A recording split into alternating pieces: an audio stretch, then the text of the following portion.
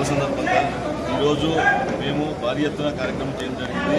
ఆయన యొక్క మంచితనము, ఆయన యొక్క ఆరోగ్యం బాగుండాలని కోరుకుంటూ ఇంకా ఇలాంటి ఎన్నో బర్త్డే కార్యక్రమాలు జరుపుకొని ఆయన ఇంకా ఎన్నో మంచి పనులు చేస్తూ మా భవిష్యత్తులో ఆయన సీఎం కావాలని మా ఆకాంక్ష. ఆయన సీఎం అయితే ఈ రాష్ట్ర భవిష్యత్తే మారిపోతుంది. ఒక నీతి నిజాయితీ గల నాయకుడు, ఒక పవన్ కళ్యాణ్ గారు ఈ కాలంలో పుట్టాల్సిన వాడు కాదు.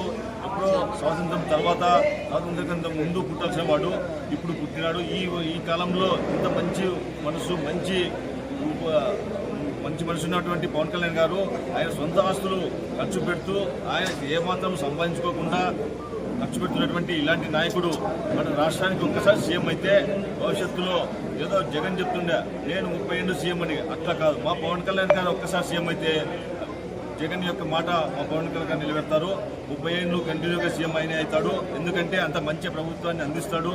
రైతులకు ఆయన సొంత డబ్బు ఖర్చు పెట్టి ఒక్కొక్క రైతుకు 50,000 రూపాయలు ఇస్తూ ఆయన ఆశలు అమ్మి వ్యవసాయం బాగుపడాలా, వ్యవసాయం అభివృద్ధి చెందాలా, మన రాష్ట్రము, మన దేశం అభివృద్ధి చెందాలంటే వ్యవసాయం, రైతులు అభివృద్ధిలోకి రావాలని ఒక మంచి ఆకాంక్షతో చేసినటువంటి ఇటువంటి మంచి నాయకుడు దొరకడము మన రాష్ట్రంలో మనం చేసుకున్న ఎంతో అదృష్టము. అటువంటి నాయకుడిని మనం పోగొట్టుకోకూడదు. అటువంటి నాయకుడిని భవిష్యత్తులో ఖచ్చితంగా సీఎంని గెలిపించాలని మరీ కోరుకుంటున్నాను.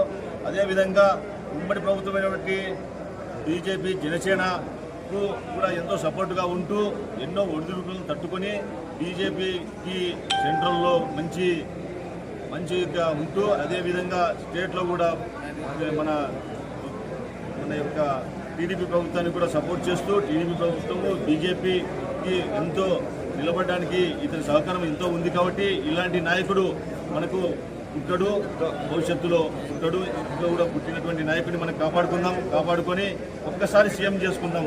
మన రాష్ట్రానికి మంచి అభివృద్ధి పథంలో నడిపించే విధంగా చేసుకుందామని ఈరోజు బర్త్డే సందర్భంగా మేము